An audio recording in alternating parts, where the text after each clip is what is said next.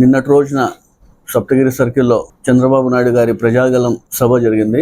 ఆ సభలో దగ్గుబాటి గారు అనంతపురం నగరంలో అనేక సమస్యలు ఉన్నాయని చెప్పడం జరిగింది. వైసీపీ ప్రభుత్వం వచ్చినప్పటి నుంచి దగ్గుబాటి గారు హైదరాబాద్లో ఉండి ప్రతిరోజు ఎక్కడెక్కడ గుంతలు ఉన్నాయి, ఎక్కడెక్కడ అభివృద్ధి కాలేదు, ఏ రోడ్లు లేదని చూసుకుంటూ ఉన్నారు. ఆయన నెల రోజుల ముందు వచ్చి అవన్నీ ఇప్పుడు చెప్పడం జరుగుతుంది. అయ్యా దగ్గుబాటి గారు, మీరు నెల రోజుల ముందు వచ్చి ఈరోజు అనంతపురం నగరాన్ని అభివృద్ధి కాలేదని చెప్తున్నారు. అనంతపురం కాన్స్టిట్యున్సీలో ఎన్ని డివిజన్లు ఉన్నాయి, ఎన్ని పంచాయతీలు ఉన్నాయి, ఎంత విస్తీర్ణత ఉంది, ఫస్ట్ కొంచెం బేసిక్ నాలెడ్జ్ పెట్టుకొని మాట్లాడితే బాగుంటుందని దగ్గుబాటి గారు నేను తెలియజేస్తున్నాను. ఈరోజు 40 ఏళ్ళుగా గౌరవ శాసనసభలో అనంత వెంకటరామరెడ్డి గారు రాజకీయాల్లో ఉన్న విషయం ఆయనకి తెలియదేమో కానీ 4 సార్లు ఎంపీగా, ఒకసారి ఎమ్మెల్యేగా, మరోసారి ఎమ్మెల్యేగా కంటెస్ట్ చేస్తున్నారు.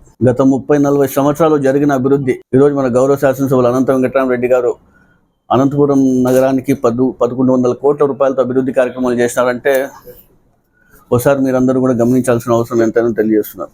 ఎప్పుడు మాట్లాడినా డంప్యార్డ్ షిఫ్ట్ చేయలేదు, డంప్యార్డ్ని ఏం చేయలేదు అని చెప్పి మాట్లాడుతుంటారు. దాదాపుగా 30-40 సంవత్సరాల నుంచి చెత్త అక్కడంతా పేరుకుపోయిన చెత్తని మన ప్రభుత్వం వచ్చిన తర్వాత బయోమైనింగ్ ప్రాసెస్ ద్వారా 26 కోట్ల రూపాయలతో ఈరోజు దాన్ని మొత్తం క్లియర్ చేస్తే ఎప్పుడు చూసినా డంప్యార్డ్ సమస్యల గురించి మాట్లాడతాడు ఆయన. హాస్పిటల్స్ ఏం అభివృద్ధి చేయలేదు, హాస్పిటల్లో ఏం సౌకర్యాలు లేవంటాడు ఆయన. సూపర్ స్పెషాలిటీ హాస్పిటల్లో గతం ఈ ప్రభుత్వంలో ఏ విధంగా అయితే పనులన్నీ ఆగిపోయి ఉంటే వైఎస్ఆర్సీపీ ప్రభుత్వం వచ్చిన తర్వాత గౌరవ ముఖ్యమంత్రి వైఎస్ జగన్మోహన్ రెడ్డి గారిని కలిసి అనంత వెంకటరామరెడ్డి గారు 30 కోట్ల రూపాయలు తీసుకొచ్చి శాంక్షన్ చేయించుకుని దాన్ని మొత్తం రెడీ చేయించిన ఘనతగా ఎవరున్నారంటే మన గౌరవ శాసనసభలో Anantha Venkatarama Reddy garu. Government general hospital ఎదురుగున్న mother and child care block ఈరోజు 300 కోట్ల రూపాయలతో ఈరోజు అభివృద్ధి కార్యక్రమాలు జరుగుతున్నాయంటే ఇవన్నీ దగ్గుబాటి గారికి కనపడదని కూడా నేను ఒకసారి మీ అందరికీ తెలియజేస్తున్నాను. 6 కొత్త అర్బన్ హెల్త్ సెంటర్లు తీసుకొచ్చిన ఘనత కూడా ఎవరు అంటే మన గౌరవ శాసనసభలో అనంత వెంకటరామరెడ్డి గారు. ఒక్కొక్క అర్బన్ హెల్త్ సెంటర్ 8 లక్షల రూపాయలతో ఈరోజు తీసుకురావడం జరిగింది. అదేవిధంగా ఎప్పుడు చూసినా అనంతపురంలో అభివృద్ధి జరగలేదు, రోడ్లు లేదు, డ్రైనేజ్ సరిగ్గా లేవు.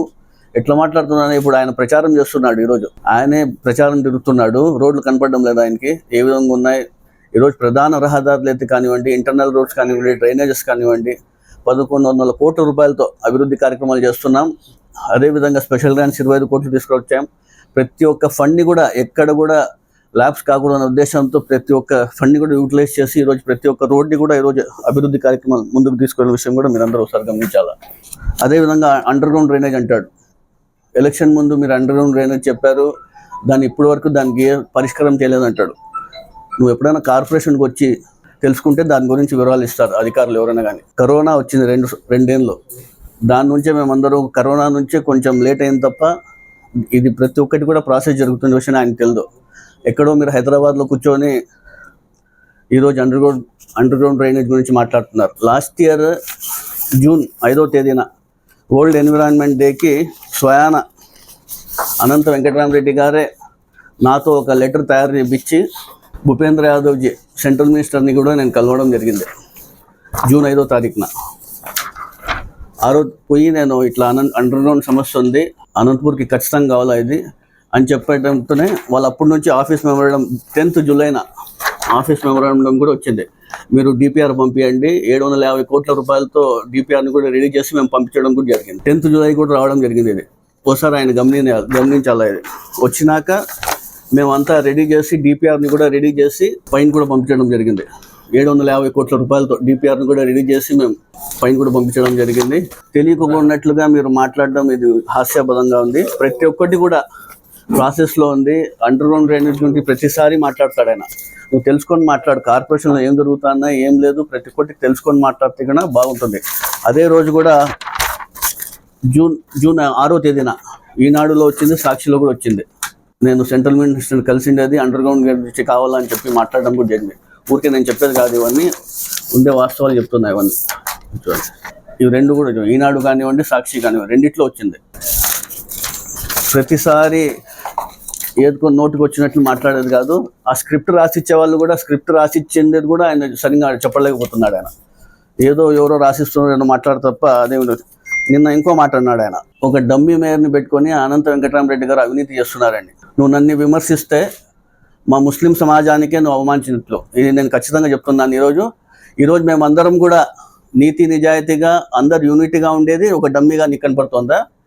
ఈరోజు అనంతపురం నగరం అభివృద్ధి చెందిందంటే ఈరోజు మేమందరం కూడా యూనిటీగా ఉన్నందుకు కారణమే ఈరోజు అనంతపురం నగరం ఏ విధంగా అభివృద్ధి చెందడం మీరందరూ ఒకసారి గమనించాలా. అదేవిధంగా గతంలో మనం చూసుకుంటే ఎమ్మెల్యే, ఎంపీ, మేయర్ ఏ విధంగా వాళ్ళందరూ కూడా ఎప్పుడు ఇష్యూస్ క్రియేట్ చేసుకొని నగరాన్ని ఏ విధంగా నాశనం చేస్తున్నారో కూడా మీరందరూ ఒకసారి గమనించాలా. ఎప్పుడు పడితే ఏంది పడితే మాట్లాడితే కూడా మేము ఊరికే ఉన్నాం.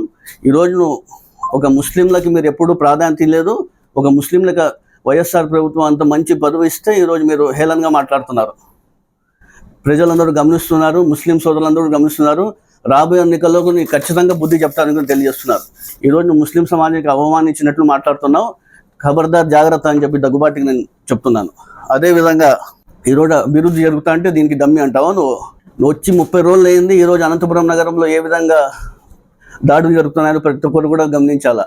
ఈరోజు రామకృష్ణ కాలనీలో నగేష్ గారి పైన మీరు దాడుల్ని ప్రోత్సహించేది కరెక్టేనా? ఇది ఎప్పుడైనా 5 సంవత్సరాల్లో వైసీపీ ప్రభుత్వంలో అనంత వెంకటరామరెడ్డి గారి ఆధ్వర్యంలో ఎక్కడైనా ఒక గొడవైనా జరిగిందా? ప్రజలందరూ గమనిస్తున్నారు. నువ్వు వచ్చిన 30 రోజులకే ఈరోజు దాడులు జరుగుతున్నాయంటే దీన్ని నువ్వు ప్రోత్సహిస్తున్న విధంగా మీ అందరూ తెలుస్తున్నాను. అదేవిధంగా ఆయన కృషి వల్ల ఈరోజు అనేక అభివృద్ధి కార్యక్రమాలు కానివ్వండి, హంద్రీనివా ప్రాజెక్ట్కి సాధ్యమైనట్టు కూడా అనంత వెంకటరామరెడ్డి కృషి కూడా మీ అందరూ తెలుస్తున్నాను.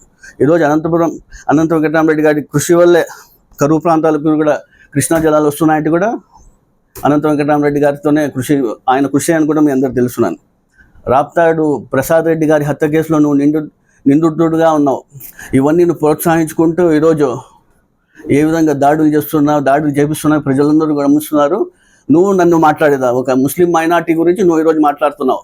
ముస్లింలతో అంత చులకనా నీకు? జాగ్రత్తగా మాట్లాడడానికి కూడా మీ అందరూ తెలుస్తున్నాను.